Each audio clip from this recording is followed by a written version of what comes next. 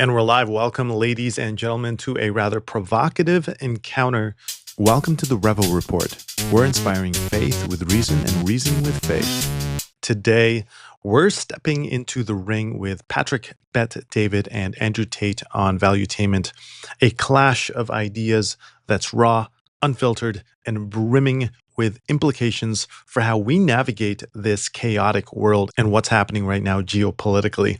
We have a giveaway announcement today. We will be giving away Surviving in an Angry World by Charles Stanley, the Bible Study Teacher's Guide, right there, Bluetooth headphones right over here, open ear, very comfortable. And also we will be giving away this very cool old school analog watch. All you need to do is be subscribed, like this video, comment down below, and we will do a random draw next week to see who the winner is. Make sure to also hit that bell notification to be notified because we will announce it in one of our videos next week. All right, let's get back into it. It's a discussion that demands more than a surface level glance. It beckons us to wrestle with deeper truths. So let's plunge into it and see what wisdom we can unearth from this exchange, guided by a perspective that stood the test of time. Let's get right into it. Zelensky and the president together. It's just, I can watch it so many times. Watching this guy's audacity to feel comfortable. Just go to my Twitter account, Rob. You're going to have a long time finding it. Just go to my Twitter account and go lower. You'll see the video. This is Zelensky in a White House sitting next to JD Vance. Do the first one. Lower, not that one. That's about his outfit. Go one lower, right there. I want to get your reaction on this. This is Zelensky sitting there talking to the president. And by the way, some people are saying that he slipped up a word and he cursed at JD Vance. Called him a bitch. A bitch. In Ukraine, Right. he called him a bitch. Play this clip, Rob. Go for it. I'm talking about the kind of diplomacy that's going to end the destruction of your country. Yes, but if you are not Mr. President, with respect, I think it's disrespectful for you to come into the Oval Office and try to litigate this in front of the American media. Right now, you guys are going around and forcing conscripts to the front lines because you have manpower problems. You should be thinking. Now, this is where the first riff happened, right? JD Vance starts talking, and then Zelensky tries to interrupt him there. JD Vance stops that interruption, arms crossed, obviously body language very defensive at this point. Trump kind of not into it yet, but he had already kind of mocked him earlier, talking about how he's not wearing a suit. Well, he never does, right? And the photos later were of Winston Churchill coming to the United States, asking for support, obviously not in a suit, but in army gear. And yeah, the breakdown in communication happens right here. Thanking the president for trying to bring it into this conflict. Have you ever been to Ukraine that you say what problems we have? I have been to. There you go, right? He didn't even listen to what Vance said. Vance is trying to send this message about how, hey, we're trying to help stop the destruction of your country. And Zelensky goes ahead and challenges him. He challenges his credibility here. He's saying, hey, you're saying all this stuff, but have you even been there? So the communication is further degrading at this point. I've actually watched and seen the stories, and I know what happens is you bring people on a propaganda tour, Mr. President. Do you disagree that you've had problems bringing people into your military? We have problems. And do you think that it's respectful to come to the Oval Office? Now they're talking over each other. Vance gets defensive, and now he's on the attack. Zelensky is defensive. He's on the attack. They're not listening to each other at this point. There is no active listening happening right now. Office of the United States of America and attack the administration that is trying to prevent the destruction of your country. A lot of questions. Let's start from the beginning. Sure. First of all, during the war, everybody has problems. Even you, but you have nice ocean and don't feel now, but you will feel it in the future. God bless. You don't know that. God bless. You don't God know bless. that. You will not have a war. Don't tell us what we're going to feel. Now, Trump is obviously triggered. He made eye contact. He finally looked at Zelensky at that point to see what he was saying. And now Trump gets triggered. And now you'll see Trump going now. We're trying to solve a problem. Don't tell us what we're going to feel. I'm not telling you. You're in no position to dictate that. That's Remember exactly this. You're in no position to dictate what we're going to feel.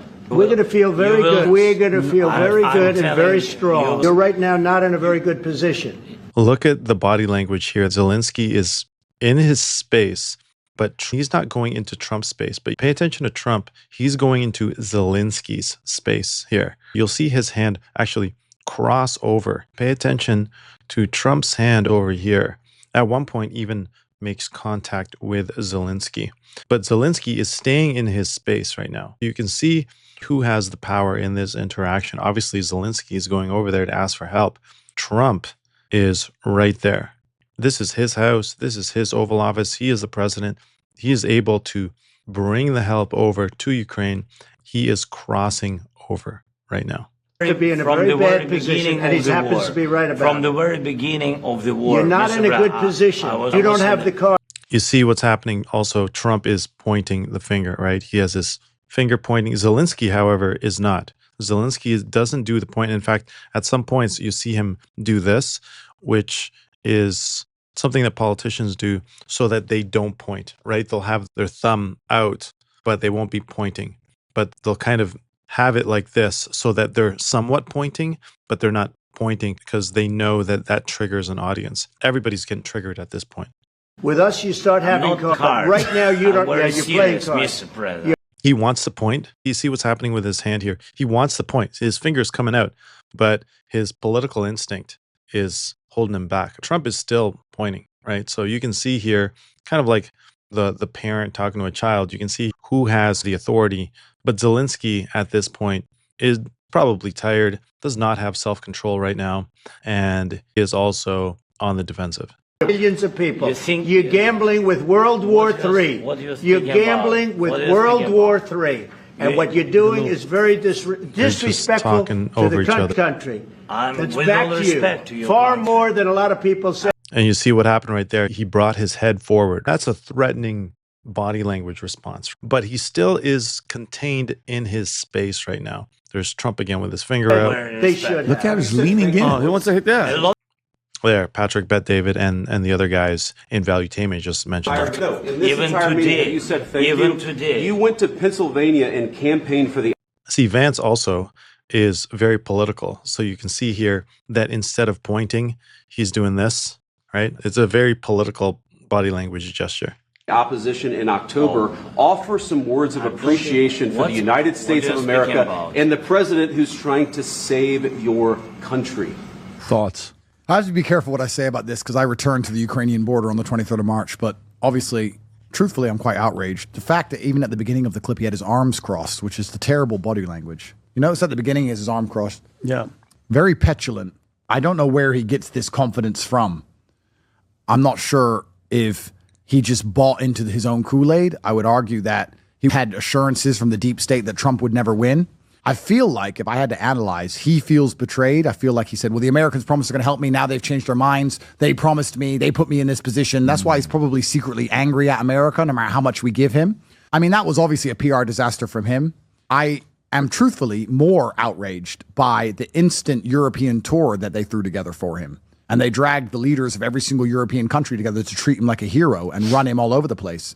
That is another spit in the face of President Trump. I would like to think that Trump thinks the same as me, that if you add up the fact that Europe is now buddying up with people who disrespect him to his face, not allowing free speech. I mean, what do we even have in common anymore with our European allies, supposedly? The fact that Keir Starmer left the White House, flew home, and instantly met Zelensky is disgusting. Pull up that clip, Rob. And when he's talking about conscription, you guys know what they're doing there, right? Yep. There's videos, Andrew and Pat. I send them to Rob. They're literally pulling up in vans. Guys walking his dog, and they're grabbing him and throwing him in a van and bringing him into the front lines to die. Is that not dictatorship as a leader? What's this video here? Like, look at this guy's walking his dog. There's volume. They run up on this guy. They snatch his ass. They leave the dog. They throw him in there, and they literally put him in the front lines to die. This is what JD Vance was talking about. He's like, you're losing this war. And the soldiers, Andrew, don't want to fight. They're tired. They're done. They know they're going to freaking lose. So they grab the dude and they put him in the van and he's done. He's in the front lines and he dies. Period. We have to argue if Zelensky's trying to save himself. Okay, so what's happening here really is a power move, right? It's a power flex. And unfortunately, it's happening at heads of state. There's a standoff between Zelensky, JD Vance, and then Trump comes in, and it's a scene dripping with authority. Both sides flexing their power, each convinced that they hold the moral high ground. Zelensky saying, hey, we're trying to do what's right. US is saying, hey, we're trying to do what's right. And it's a window into the human condition. And believe it or not, leaders have clashed like this since the beginning of time, each blinded by their own certainty. The only difference is this is playing out right in the media for you and I to see. That reminds me of Proverbs 16:18. It says, pride goes before destruction, a haughty spirit before a fall. And this isn't just poetry, it's the truth about how we unravel when ego drives us, when pride takes over. God says that he is against the proud, that he gives grace to the humble, but he opposes the proud. Now, imagine if somebody paused here. Imagine if somebody paused and just actively listened, waited, because once one person starts interrupting, the communication's already broken. Then each party is just basically just speaking to themselves. But if one person just stopped to actively listen, then there would have been a shift. There could have been a conversation again, right? And then what happened afterwards is that they didn't even end up having a private meeting. All communication was lost at this point.